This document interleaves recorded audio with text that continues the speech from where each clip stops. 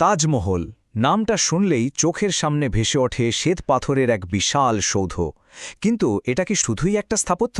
না, এর পেছনে আছে এক সম্রাটের অমর প্রেম, তার গভীর শোকের এক গল্প। আর আছে অবিশ্বাস্য ইঞ্জিনিয়ারিংয়ের কামাল, আর আজকের দিনে এক ভয়ঙ্কর সত্যি। চলুন আজ এই বিস্ময়ের প্রতিটা দিক একটু একটু করে খুলে দেখা যাক। তাজমহলের গল্পটা কিন্তু ইট পাথর দিয়ে শুরু হয় না। এর শুরুটা হয় এক সম্রাটের বুক ফাটা কষ্ট দিয়ে। ভাবুন তো, মুঘল দরবারের ইতিহাসবিদ কাজুইনি কি লিখছেন। বলছেন, স্ত্রী মুমতাজ মহলের মৃত্যুর পর শাহজাহান এতটাই ভেঙে পড়েছিলেন যে তার কুচকুচে কালো দাড়ি নাকি শোকে প্রায় সাদাই হয়ে গিয়েছিল। এই একটা কথাই বুঝিয়ে দেয় কতটা গভীর ছিল সেই দুঃখ। তো সেই মহলের রত্ন মানে মুমতাজ মহলের জন্য এমন কি বানানো যায় যা তার নামের মতোই অদ্বিতীয় হবে? এই একটা প্রশ্ন থেকে কিন্তু জন্ম নিয়েছিল ইতিহাসের অন্যতম সেরা একটা নির্মাণ প্রকল্পের। স্বপ্নটা তো বিশাল ছিল, এমন কিছু তৈরি করা যার কোনো তুলনা হয় না। কিন্তু প্রশ্ন হলো, এত বড় একটা স্বপ্নকে সত্যি করা কি আদৌ সম্ভব ছিল? আচ্ছা, তাজমহলকে যদি সত্যি সত্যি বুঝতে হয় তাহলে সবার আগে এর পেছনের গল্পটা জানতে হবে। কারণ এটা তো শুধু ইট পাথরের একটা সৌধ নয়, এটা হলো পাথরে খোদাই করে লেখা একটা ভালোবাসার গল্প। এই টাইমলাইনটা দেখলে ব্যাপারটা বেশ পরিষ্কার হয়ে যায়। দেখুন, ১৬৩১ সালে মুমতাজ মহল মারা গেলেন, আর তার ঠিক পরের বছর ১৬৩২ সালেই যমুনার তীরে তাজমহলের কাজ শুরু হয়ে গেল। মানে ভালোবাসা আর হারানোর কষ্টটা কত দ্রুত একটা বিশাল নির্মাণ কাজের অনুপ্রেরণা হয়ে উঠেছিল ভাবা যায়। সম্রাটের শোক যেন একটা আস্ত মহাকাব্য হয়ে জন্ম নিচ্ছিল। কিন্তু এই শোক আর ভালোবাসাকে পাথরের রূপ দেবে কে? এর জন্য তো দরকার ছিল এক অসাধারণ প্রতিভার। চলুন এবার সেই মানুষটার কথা জানা যাক যার নকশায় এই সৌধটা জীবন্ত হয়ে উঠেছিল। একটা জিনিস কিন্তু মাথায় রাখতে হবে, তাজমহল কিন্তু হুট করে আকাশ থেকে পড়েনি। এটা ছিল মোঘল স্থাপত্যের একটা বিবর্তনের ফল। এর আগে ধরুন হুমায়ুনের সমাধি তৈরি হয়েছিল লাল বেলে পাথর দিয়ে। তাজমহল সেই ধারণাগুলোকেই যেন এক অন্য মাত্রায় নিয়ে গেল। লাল পাথর থেকে ধপধপে সাদা মার্বেলে চলে আসাটা ছিল একটা বিশাল পরিবর্তন। বলা যায় মুঘল শিল্পকে একেবারে তার শিখরে পৌঁছে দেওয়া হয়েছে। ১,০০০ রুপি, তাও আবার শুধু একটা ডিজাইনের জন্য! এটা থেকেই বোঝা যায় প্রধান স্থপতি উস্তাদ আহম্মদ লাহোরীকে কি পরিমাণ কদর করা হতো। ভাবুন তো একবার, সেই সময় ১,০০০ রুপি মানে কি বিশাল একটা অঙ্ক!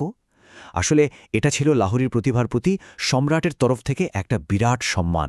আর সম্মানটা যে শুধু টাকাই ছিল তা কিন্তু নয়। সম্রাট শাহজাহান নিজে তাকে একটা উপাধি দিয়েছিলেন, নাদির উল আসার। এর মানে কি জানেন? যুগের বিস্ময়।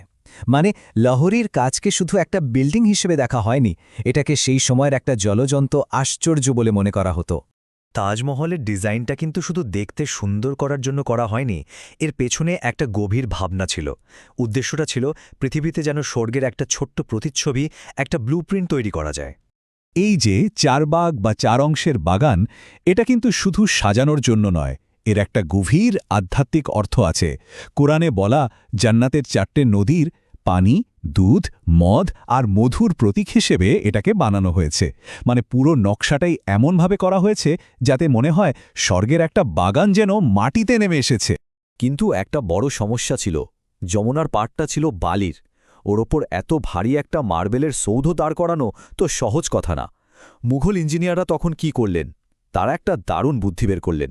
নদীর পাড়ে অনেকগুলো গভীর কুয়ো খোঁড়া হলো, আর সেগুলো পাথর, লোহা আর চুনসুরকি দিয়ে ভরাট করে দেওয়া হলো। ব্যাস, তৈরি হয়ে গেল এক মজবুত ভিত্তি, যা আজও তাজমহলকে শক্ত করে ধরে রেখেছে। এটাই ছিল তখনকার সবচেয়ে বড় চ্যালেঞ্জ আর তার অসাধারণ সমাধান। কিন্তু গল্পের এখানেই শেষ নয়। অতীতের সেই নিখুঁত ধবধবে সাদা তাজমহল আজ এক বিরাট বিপদের মুখে। একসময়ের বিস্ময় আজ নিজেই এক গভীর সংকটে।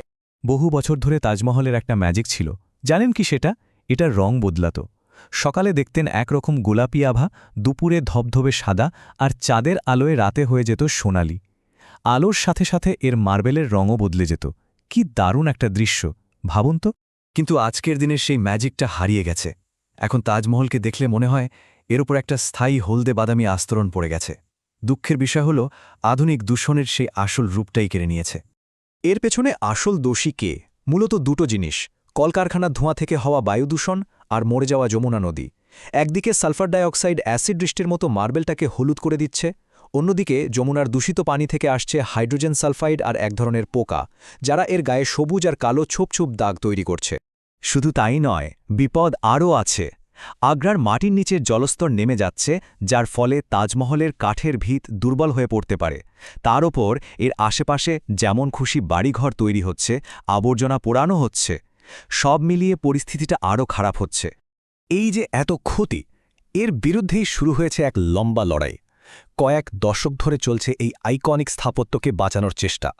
এটা হলো তাজমহলকে রক্ষা করার লড়াই। আর এই লড়াইটা কিন্তু শুরু হয়েছিল একাই, একজনের হাত ধরে।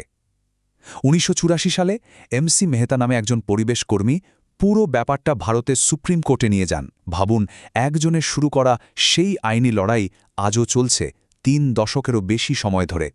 তো তাজকে বাঁচাতে এখন কি করা হচ্ছে? বেশ কয়েকটা দিকে একসাথেই কাজ চলছে।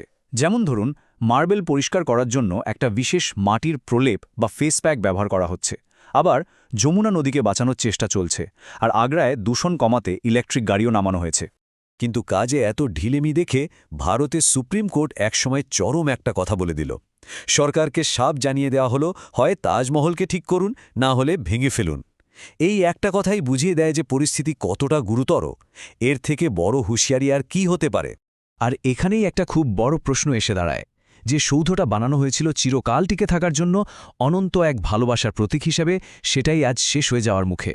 তাহলে বলুন তো, এই বিশ্ব ঐতিহ্যকে বাঁচানোর দায়িত্বটা আসলে কার? আপনার, আমার, সরকারের? এই প্রশ্নটা আজ আমাদের সবার সামনে।